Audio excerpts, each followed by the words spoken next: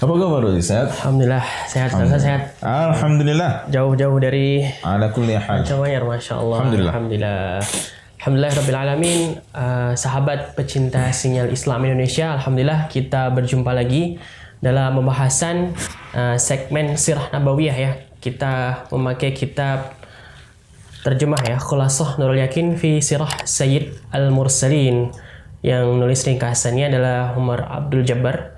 Sedangkan kitab asalnya Nurul Yakin fi Sirati Sayyidil Mursalin yang ditulis oleh Muhammad bin Afif Al-Bajuri. Alhamdulillah Ustaz.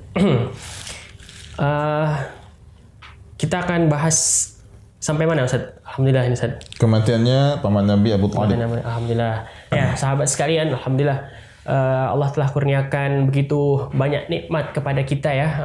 Alhamdulillah salah satunya adalah kesempatan untuk menuntut ilmu. Alhamdulillah kita bisa mengakses ilmu dari manapun, salah satunya dari YouTube juga ya. Nah, apa sih pentingnya belajar sirah nabawiyah, tarikh sirah nabawiyah? Satu kata aja cukup sebenarnya. Bagaimana kita mengakui bahwasanya kita mencintai Nabi Muhammad sallallahu alaihi wasallam, tapi kita tidak tahu perjalanan hidup beliau. Maka sangat ironis kan? Nah, inilah pentingnya nih. Salah satu pentingnya kenapa kita belajar sirah nabawiyah. Gitu Ustaz ya, Ustaz? Iya, benar. Bisa langsung dimulai, Ustaz? Boleh, bismillah, tafadhal. Bismillah. Ini poin ke 31, wafatnya Siti Khadijah. Saya akan bacakan sesuai dengan urutan di terjemahan, di ringkasan kitab ini. Poin pertama, pernikahan dengan Saudah dan Aisyah radhiyallahu anha. Pada tahun ke-10 kenabian, beliau sallallahu alaihi wasallam, Siti Khadijah meninggal dunia.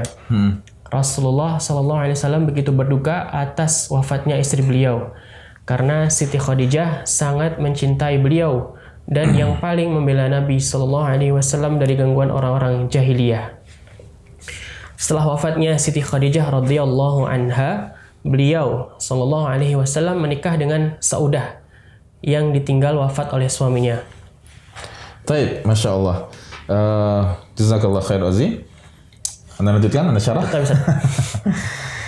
Bismillahirrahmanirrahim. Assalamualaikum warahmatullahi wabarakatuh. Alhamdulillah, wassalatu wassalamu ala rasulillah, amma ba'da. Rabbi syrah li sadri wa yassir li amri wahlul uqdatam min lisani yafqahu qawli.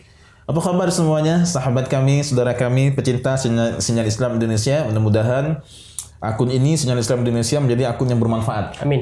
Akunnya yang baik pastinya. Kalau baik pasti bermanfaat ya. Akun yang baik dan juga bermanfaat untuk umat.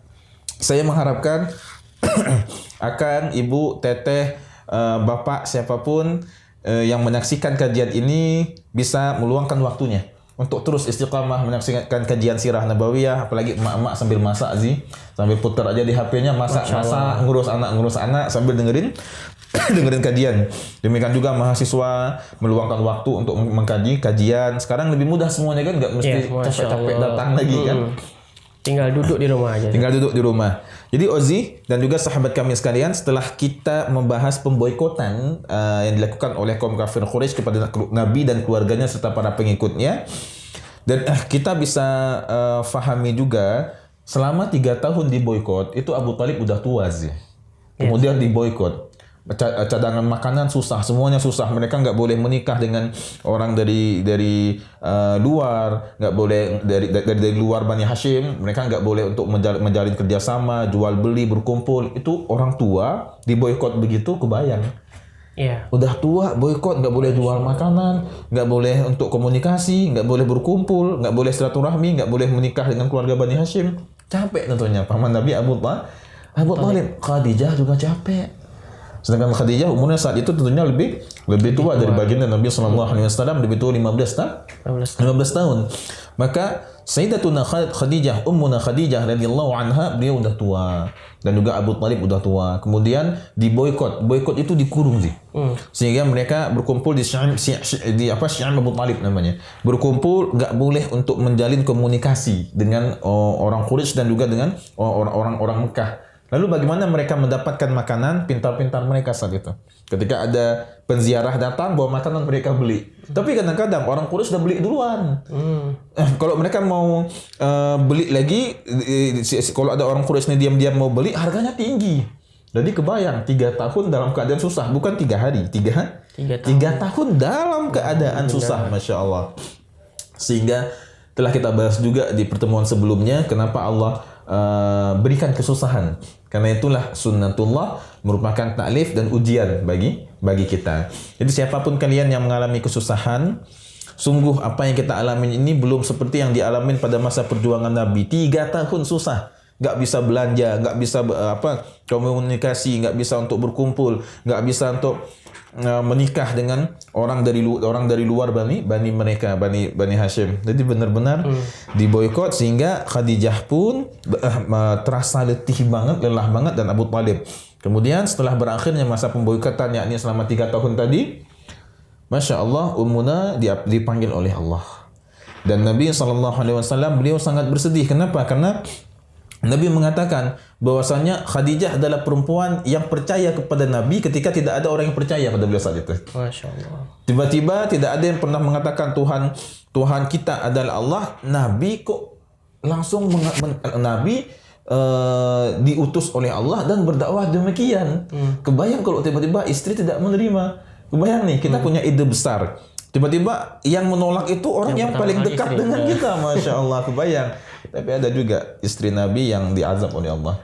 Illa imra'atahu kanat minal ghabirin. Juz 8 halaman ke-20 akhir. Fa'anjaynahu wa ahlahu, kata Allah, kami selamatkan dia dan ahlinya dan pengikutnya, illa imra'atahu, kecuali istrinya. Siapa? Istri Nabi Lut. Jadi dalam At-Tahrim juga, Ustaz. Ada juga ya. Karena sebenarnya juz 28 ya. Ya, juz 28. Karena minal ghabirin, kalau yang juz 8 tadi, ini menunjukkan siapapun kita punya tanggung jawab kepada istri kita untuk mentadbir. Tadbir itu mengatur, mengatur bagaimana pendidikan agamanya. Untuk mengatur bagaimana pendidikan agamanya. Nah, ini si emak-emak, ibu-ibu happy sekarang nih dengan kajian ini, Ustaz. Berarti kalau kami nggak belajar, salah siapa? Salah suami, Ustaz, nggak ngatur pendidikan agama kami. Kapan-kapan kita bahas. Al-Muhim, di sini kita bahas mengenai bagaimana Ummuna Khadijah ketika Rasulullah mendakwahkan akan suatu perkara baru bagi orang Arab pada masa itu. Yang pertama sekali beriman kepada Rasulullah adalah istri beliau. Dan ketika Rasulullah turun dari Gua Hira dalam keadaan pucat, takut, khawatir, siapa yang menguatkan? Sayyidah Khadijah, istri beliau, Sayyidatina Khadijah. Beliau mengatakan radhiyallahu an, dia beriman kepadaku saat semua orang mengingkariku. Dia beriman kepadaku saat semua orang mengingkariku. Kalau belum menikah, nggak bisa memahami kalimat ini. Kalau udah menikah, paham sih ya? Ketika kita punya ide besar, tiba-tiba orang nggak percaya, cuma istri yang percaya sama kita. Masya Allah. Membenarkan aku selagi semua orang mendustakan aku, kata Nabi, menyerahkan hartanya kepada aku. Yani Khadijah membantu semampu dia, semaksimal mungkin. Radhiyallahu anha, selagi semua orang tidak mau memberikannya. Allah menganugerahiku anak darinya selagi wanita selainnya tidak memberikan kepadaku. Yani banyak sekali pengorbanan yang Ummuna berikan kepada Rasulullah SAW, dan kami mengharapkan mudah-mudahan para ummahat, para teteh-teteh, para adik-adik perempuan semuanya mau membaca sirah dari Khadijah ini sih. Ada satu kebetulan kami sedang membangun pesantren tahfidzul Quran Darul Mutqin. Ada donatur sih. Beliau ini perempuan dan beliau perempuan dan beliau Masya Allah alumni Mesir. Masya Allah. Beliau alumni Mesir sih. Uniknya, Masya Allahnya beliau ini memiliki tekad untuk menjadi perempuan seperti Khadijah. Masya Allah. Selain menguasai ilmu agama, beliau juga menguasai ilmu perdagangan ataupun ilmu bisnis. Dan bisnis beliau itu lancar. Bisnisnya itu mungkin kalau ada yang tahu, ini saya agak iklan dikit di sini. Bumbu-bumbu gitu sih. Untuk bumbu begitu, tapi ini mungkin besok diiklankan nih. Boleh jadi sponsor. Tapi Masya Allahnya, apa yang beliau dapatkan tidak membuat beliau lupa akan mengingat perkara akhirat. Anaknya dimasukkan ke pondok kami. Jadi prinsip beliau, anak saya harus punya karakter Quran dulu. Masalah bisa hafal 30 juz, nggak 30 juz, itu mudah-mudahan rezeki dari Allah. Tapi anak saya punya karakter Quran dulu. Anaknya dimasukkan ke kami, Ustaz, terserah sama Ustaz. Mau didik anak saya gimana. Bantuannya ke pesantren kami dan juga ke pesantren-pesantren yang lain, itu istiqamah beliau. Masya Allah. Satu waktu saya tanya, apa motivasi terbesar? Jawaban beliau ya, pingin seperti Khadijah. bisa memberikan sumbangsi untuk agama. Khairan. Al-muhim kita kembali lagi di mana ketika tidak ada orang yang percaya kepada Nabi saat itu karena Nabi belum berdakwah kepada yang lainnya, beliau pulang, beliau sampaikan kepada istri beliau ini Khadijah radhiyallahu anha. Khadijah membenarkan apa yang Nabi dakwahkan dan menolong ketika Nabi dalam keadaan susah. Yang paling utama Ozi, menegarkan dan mentegarkan biar tegar dan menguatkan semangat Nabi ketika beliau khawatir. Ini siapa yang datang ke aku ini? Siapa yang datang? Khawatir Nabi begitu lihat ke ufuk. Walaqad ra'ahu bil ufuqil mubin. Lihat ke ufuk penuh wajah malaikat Jibril di langit Ozi. Kebayang kita ngelihat ada genderuwo sebesar pohon aja kita pingsan. Ini ada yang ngelihat wajah makhluk penuh di langit gimana enggak gemetar Nabi. Nabi al-bashar, laisa kan bashar. Ini Nabi juga punya sifat manusia tapi tidak seperti manusia pada umumnya. Ketika beliau pulang dikuatkan. Engkau ya suamiku orang yang menepati janji, memuliakan tamu, tidak akan diutus yang buruk-buruk kepada kamu. Pasti ini yang baik. Dibawalah ke Waraqah bin Naufal. Masya Allah, kebayang sih saat antum dalam pingin bikin pesantren, orang lain bilang, soalnya mimpinya terlalu tinggi nih, mimpi terlalu tinggi. Tapi di belakang Ummu Basam, enggak mas, bismillah. Masya Allah. Luar biasa kan? Jadi wajar aja ketika Rasulullah SAW sering menyebut ibunda Khadijah di depan Ummuna Aisyah pun agak cemburu. Itu bukan satu hal yang salah karena perempuan. Sifatnya memang cemburuan perempuan. Khairan. Kita lanjutkan. Ada tambahan dari antum silakan. Cukup besar. Cukup. Silakan. Setelah 1 bulan kemudian Nabi SAW akad dengan Siti Saudah Aisyah. Itu ke depannya. Itu ke depannya. Sekarang kita masuk dulu ke Saudah. Beliau menikahi Saudah. Maka setelah Ummunna Khadijah meninggal, barulah Nabi poligami. Oh, ini. Lalu menikahlah Nabi dengan yang tadi belum ada syarah ya. Iya.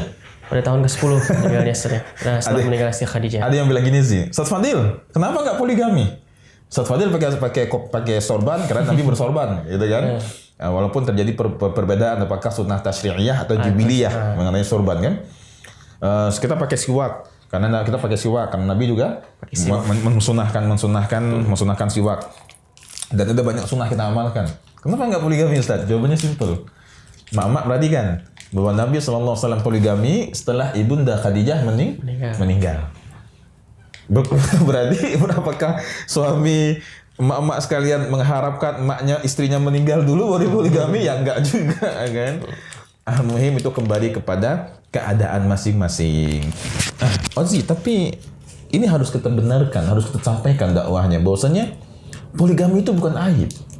Yang aib itu zina. Ustaz poligami nggak sekarang? Kalau dia tanya ke laki-laki, siapa yang nggak mau poligami? Hati kecil laki-laki sepertinya mau poligami. Cuma masalahnya tanggung jawab.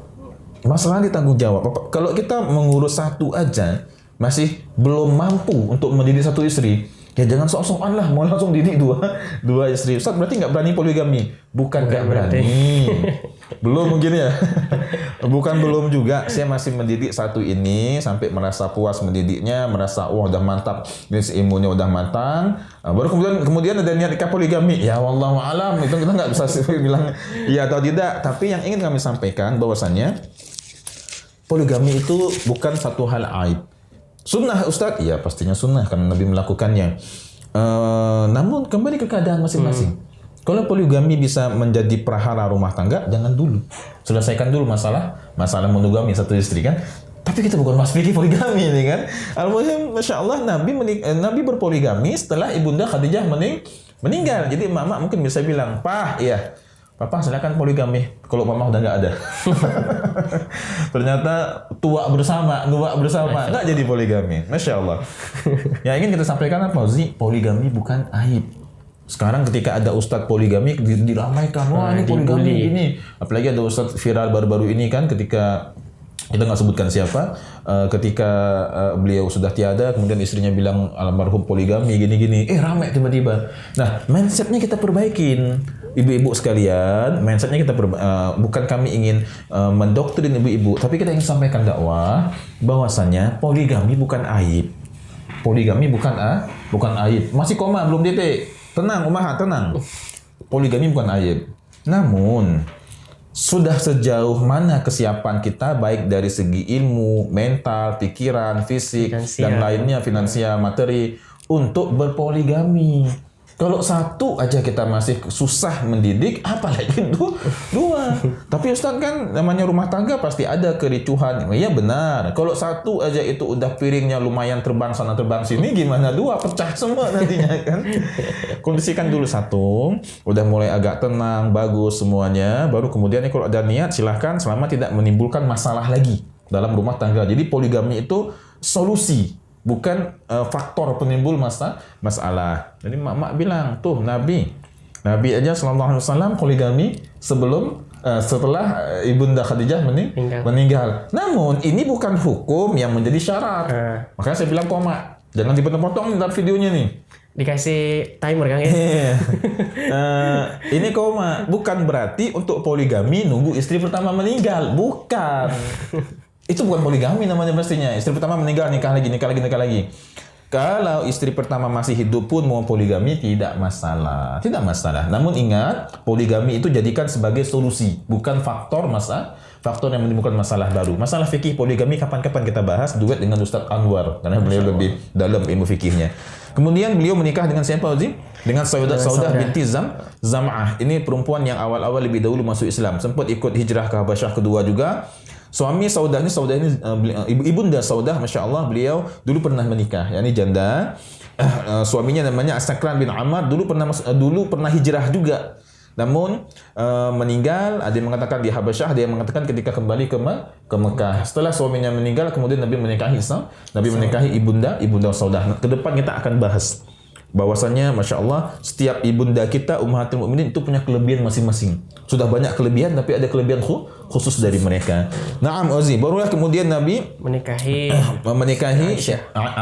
Aisyah. Itu menikahinya di mana? Di Mekah. Kemudian tinggal bareng di mana ketika berada di Madinah. Naam, lanjutkan Ozi. Ya, ringkasan ya. Iya. Pada tahun ke-10 ini ringkasan, Anda bacakan ringkasannya. Pada tahun ke-10 Hijriah, pada tahun ke-10 Nubuwah meninggallah Ibunda Siti Khadijah radhiyallahu anha. Kemudian Nabi SAW menikah dengan Saudah. Lalu selepas itu menikah dengan Ibunda Siti Aisyah radhiyallahu anha ketika Siti Aisyah berumur 7 tahun dan beliau baru mengatakan 8 tahun. 8 tahun. Dan beliau baru satu rumah dengan Ibunda Siti Aisyah ketika sudah hijrah, ketika di Madinah. Umur Khadijah udah mulai balik. bertambah. Naam. Masya Allah. Kemudian poin selanjutnya setelah baik, apa Ozi dari kisah ini yang bisa kita, dari sirah ini yang bisa kita ambil kesimpulannya? Apa kira-kira? Tadi udah disampaikan. Ya, ini lebih ke ummahat ya. Yeah. Lebih ke ummahat. Keberhasilan laki-laki itu ditopang oleh perempuan. Wara'a kulli rajulin 'azim imra'atun 'azimatun. Di belakang laki-laki yang hebat, di belakang semua itu ada kullinya. Yeah. Bukan cuma satu dua. Di belakang setiap laki-laki yang hebat atau semua laki-laki yang hebat ada perempuan yang hebat juga. Jadi gimana laki-laki itu tergantung perempuan. Baik ibunya ataupun istrinya. Jadi ummahat, peradaban umat ini akan meningkat kualitasnya kalau ummahat juga meningkat kualitasnya. Kalau istri juga meningkat kualitasnya. Lagi-lagi perempuan nggak pernah salah. Jangan cari-cari penyakit bilang perempuan salah. Rame nanti. Apa ummahat? Jangan bilang perempuan salah. Tentunya perempuan itu gimana suaminya. Karena istri adalah cerminan dari suami. Kalau suami nggak mendidik, ya perempuan akan. Itulah kita bahas tadi, tadbir tadi tergantung pada suami. Maka perempuan tergantung suami tergantung perempuan. Hunna libasul lakum wa antum libasul lahun. Kita pakaian. Pakaian itu apa tugasnya? Menutup aurat. Tapi kenapa sekarang ketika ada perpecahan rumah tangga antara suami istri kok saling buka aurat? Si A nikah sama si B. Mereka jadi pakaian kan? Iya. Hunna libasul lakum wa antum libasul lahun. Libas secara makna satunya apa?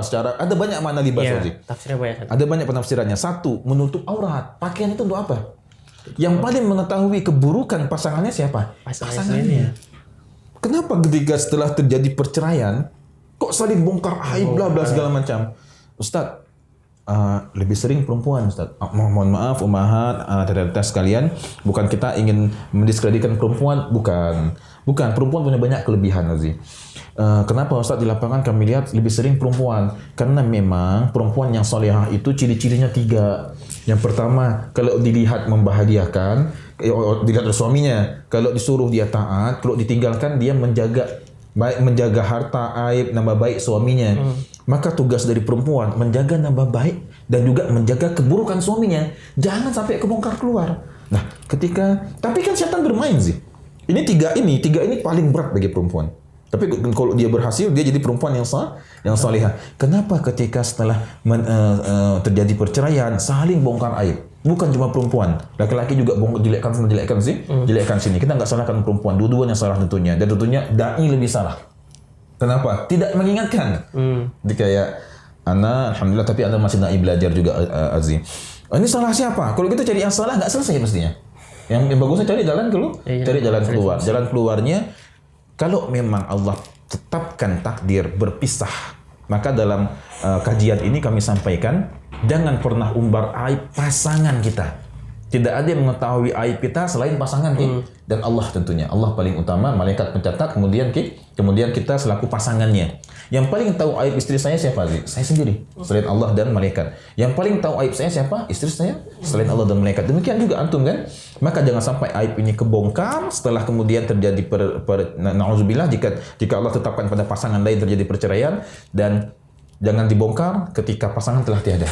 Cukup kita yang tahu, karena tugas kita sebagai pakaian bagi dia, kita menutup auratnya. Masya Allah. Ini kita bahas fikih sirah, tapi kebawa ke fikih kontemporer ini. Kejadian di lapangan sekarang ini. Tadi kebahas apa? Pernikahan. Tugas oleh perempuan sebagai penenang bagi suami juga. Suami sebagai amir juga dalam keluarga. Oh sih, perempuan itu bukan cuma penenang suaminya, tapi perempuan itu punya kelebihan yang unik yang nggak ada sama laki-laki. Perempuan yang pintar itu kemana aja kita bawa, dia bisa merubah padang pasir menjadi taman-taman yang berbunga. Masya Allah. Misal, antum awal nikah, ana awal nikah, rumah mungkin masih kecil sih. Anda dulu pas nikah, kontrakan kos-kosan masih kecil tentunya kan. Anda bawa ke situ, alhamdulillah istri bilang nggak apa-apa. Kontrakan kecil juga kalau kita berdua tinggalin kerasa luas. Ini perempuan yang kalau kita bawa kemanapun dia siap. Dan perempuan hendaknya, ini kelebihan perempuan. Kamar yang sempit pun itu bisa dimodif sama perempuan sih. Tapi Ustaz, ada juga laki-laki yang begitu, sebagian kecil. Kalau perempuan mayoritas. Dapur yang kecil dia bisa modif jadi lebih indah sih. Maka perempuan yang cerdas, yang salihah adalah perempuan yang bisa yang pertama menenangkan suaminya, menjadi tempat keluh kesah suaminya, dan juga bisa menimbulkan kebahagiaan bagi suaminya. Kemudian perempuan yang bisa merubah padang pasir menjadi taman-taman yang berbunga, kebun-kebun yang banyak buahnya serta mengalir air-air di dalamnya. Kemana aja dibawa, ke tempat apa aja dibawa, sesusah apapun dia bisa membuat tempat tersebut menjadi indah, menjadi enak dilihat, dan kehidupan susah pun bisa dia rubah jadi bahagia. Ini uniknya perempuan, Masya Allah. Maka peradaban umat ini akan semakin berkualitas kalau perempuannya semakin berkualitas. Di lapangan sering main TikTok siapa? Ustaz, salahkan perempuan? Enggak, ini enggak mencari penyakit tentunya. Enggak, kita salahkan diri kita aja lah, enggak didik mereka. Mudah-mudahan laki-laki semakin berkualitas, perempuan semakin berkualitas, seimbang, balance, nantinya akan melahirkan anak-anak didik, generasi penerus yang semakin berkualitas. Masya Allah, itu kesimpulan kajian kita pada hari ini, di mana Ibunda Khadijah radhiyallahu anha meninggal, kemudian Rasulullah menikah dengan Ibunda Saudah, kemudian menikah dengan Ibunda Aisyah radhiyallahu anhun. Allahu Akbar, Masya Allah. Ini ada beberapa yang kita bahas, masalah perempuan sebagai penenang, kemudian perempuan sebagai pengatur rumah tangga, yang menjadi pengindah, yang memperindah rumah tangga, memperindah suasana. Kemudian Masya Allah, poligami juga sempat dibahas tadi ya. Kemudian apa lagi? Yang terakhir kita bahas apa terakhir? Laki-laki hendaknya menjadi ini pakaian jangan sampai saling mengumbar aib. Dulu orang mengumbar aib susah. Mesti kemik, mesti ke masjid, pakai toa masjid. Halo. Kalau sekarang tangan bermain. Hati-hati penggunaan medsos. Pintar-pintar dalam manajemen. Medsos sih potensi pahala banyak, potensi dosa juga besar banget. Masya Allah. Kalau dulu orang pengen umbar aib suaminya itu mesti ke warung dulu. Ke warung pagi-pagi ngegosip akhirnya seperti itu kan. Kalau ke toa masjid nggak mungkin. Assalamualaikum, siapa yang meninggal? Tunggu ke warung dan nggak semudah sekarang. Sekarang pengen umbar aib pasangan mudah banget. Tinggal ketik aja selesai perkara. Silakan Ozi, tutup dari antum. Mau diambil kesimpulan enggak? Itu tadi materi tentang wafatnya Siti Khadijah dan kejadian Rasulullah SAW setelah meninggalnya beliau. Kita ambil kesimpulan sekali lagi. Jadi setelah pada tahun ke-10 nubuah meninggallah ibunda Siti Khadijah, lalu Nabi SAW menikah dengan ibunda Saudah. Lalu setelah itu juga menikah dengan ibunda Siti Aisyah ketika berumur 7 tahun, ada pendapat yang 8 tahun, dan beliau SAW tinggal serumah dengan ibunda Siti Aisyah ketika sudah di Madinah atau ketika ibunda Siti Aisyah telah balik. Mudah-mudahan apa yang kita pelajari hari ini, Ustaz, insyaallah mudah-mudahan bermanfaat dan membuka wawasan kita dan menambah cinta kita kepada Nabi kita sallallahu alaihi wasallam. Amin. Subhanakallahumma wa bihamdika asyhadu an la ilaha illa anta astaghfiruka wa atubu ilaik. Assalamualaikum warahmatullahi wabarakatuh.